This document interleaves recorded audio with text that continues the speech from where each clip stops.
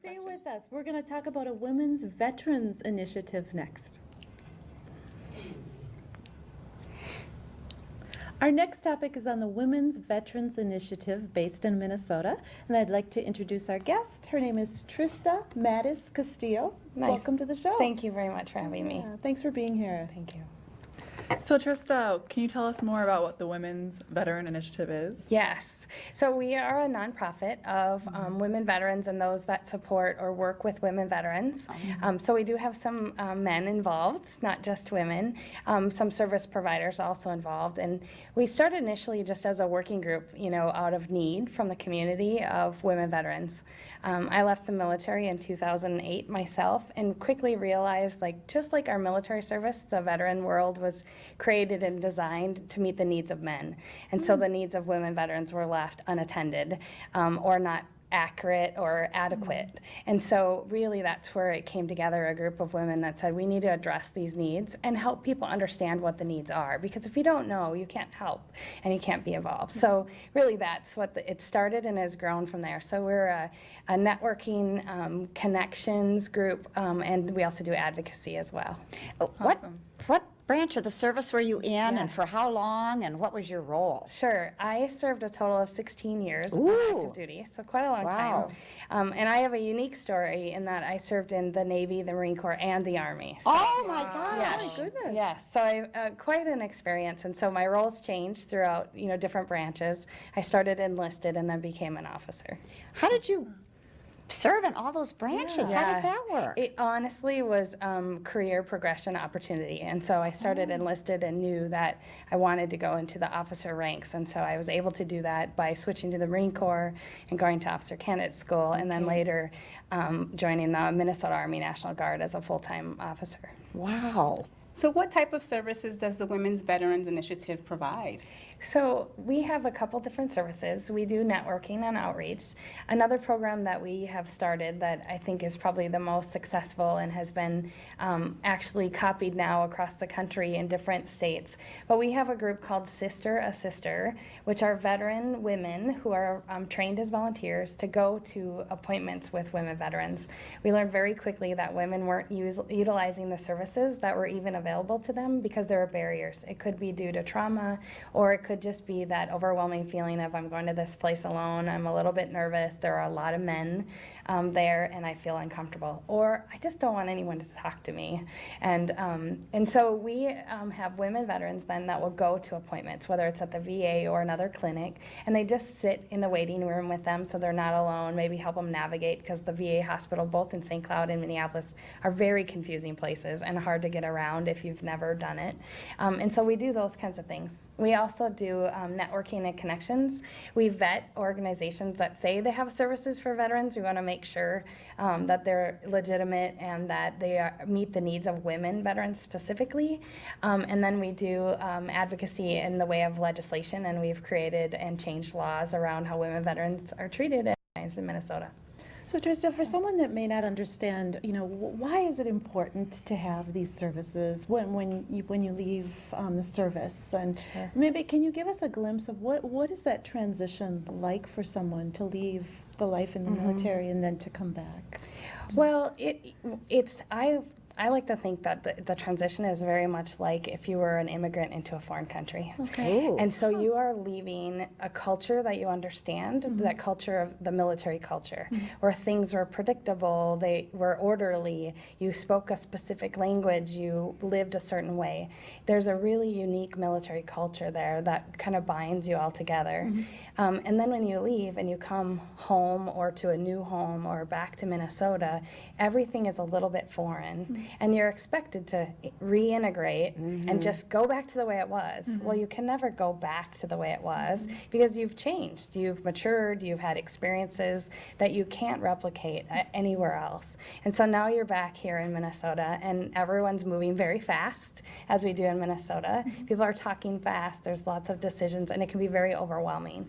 And if it's something that you're not familiar with terms or technology, or things change very quickly, especially if you've been deployed a long time or living somewhere else in a different country or a different state. It's very different.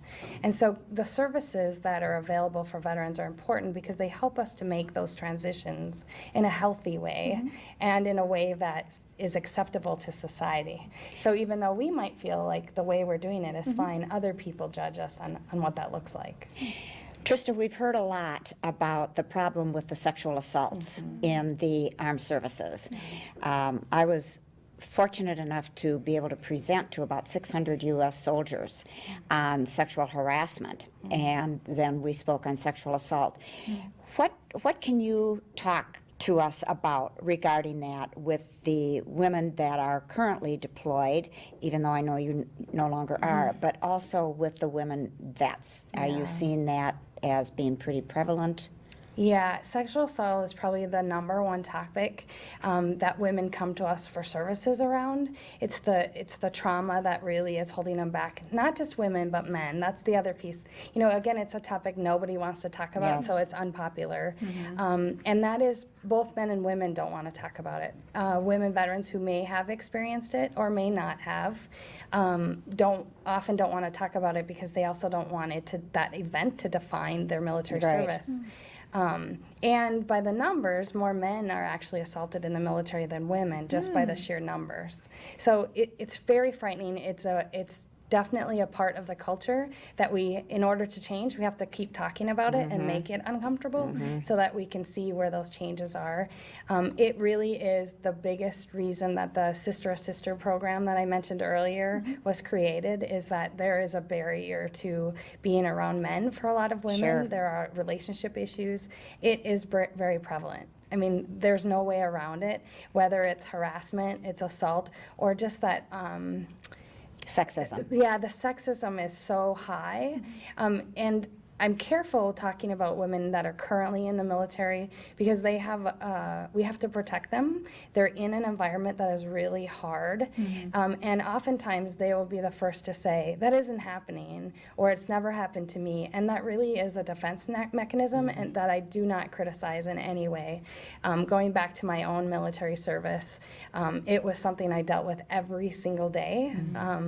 In fact, you know, it's a man's world. Everything in the military is created for men. Our uniforms are created for men. Our jobs, our roles, everything is around men, and we're trying to break through that. As women, we're trying to change, you know, how women are perceived in leadership roles and equality roles that are really important. And so when you're in survival mode. When you are still serving and wearing the uniform, you are in survival mode, and so you have to be able to say, you know what, I'm just one of the guys, because that's the way that you will survive. Which is the other reason that the Women Veterans Initiative exists, is because we can now advocate. We have a voice that the women that are still serving aren't allowed to have. Did it make a difference whether you were enlisted or an officer with the sexual assault and the sexism? Absolutely not. No, huh? Not at all. You know, and I talk to women from all over the country, all over the world about the sexual assault in the military, and it is unfortunately the place where it's an equal opportunity for anyone. And part of the reason is because there are so few women in the service, and that isolation happens, which makes you a target very easily. Sure. Do you find that women struggle when they're coming back home, reintegrating with their families? If they were parents, a mom before they went into the service, specifically to younger children, do they have a harder time coming back and stepping right into that role, being nurturing and caring and being able to provide that care for their child when they're trying to still, you know, integrate themselves and try to figure out what's next for me? I think that the expectation for, you know, if a mother and a father are both gone and they come home, the expectations for how they reintegrate are different. So we make all kinds of accommodation for dads, you know, like family surrounds them and they ease that transition, but mom's expected to come home and be mom. And children don't know that mom needs some time to transition. So I think the expectation we put sets them up for failure. But I think that as women, we are so used to that quick role reversal and changing our hats so quickly from, you know, we get dressed up to go to work and then we come home and we're cooking and sometimes we haven't even take our suit off, right? So I think that women are very resilient as they are.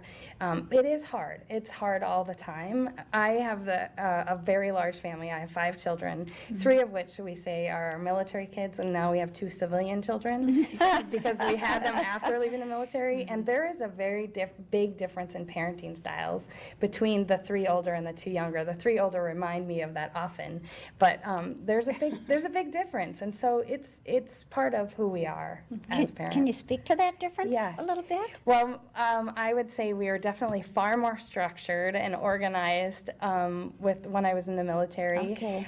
There was also little room for just being kids and being silly. I was very serious all the time. And now we've kind of relaxed our standards a little bit. And so our younger 2 are a little bit running amok at the moment. So maybe I need to, swing the pendulum back a little. But there definitely is a different, I'm a little bit more laid back and rooms don't have to be clean and beds don't have to be made every single day, that there are times that I can let it go. Yeah. Wow, Yeah. interesting. What are some other struggles with transitioning back into the home life? You were speaking about parenting styles, how that's changed. What are some other, as a mother? Yeah. Like what are some? And a woman. Yeah. Yeah. There's some things that people don't think of, but we have actually spent quite a lot of time with women veterans teaching them how to dress outside the military. I spent 16 years on active duty, my entire, adult life. I joined at 17, and so I was wearing, someone told me what to wear every day, and I looked like a man. And so when I came out of the military and I was looking for civilian employment, I had to learn how to dress and what's appropriate, because it was either uniform or I was in my pajamas. That was it. And so, neither of those work when you're looking for a job. So we have partnered with other organizations that have taught women vets how to dress and get ready to go to work. Just those little kind of things. yeah. And how, the other thing is how to be friends with women. You would think it's natural, but when you have lived your whole life, especially those formative years, many people join the service at 17, 18 years old, and those are really kind of bonding times. Most people think of their college friends that are lifelong friends, but they don't have those. And where women have been around men all the time, they never really learn about sisterhood and how to be friends with other women without criticizing or putting down, right? As women, we have to work to elevate each other. And so that's a new skill that we've had to learn as women. And then how do we ask for help is the other thing.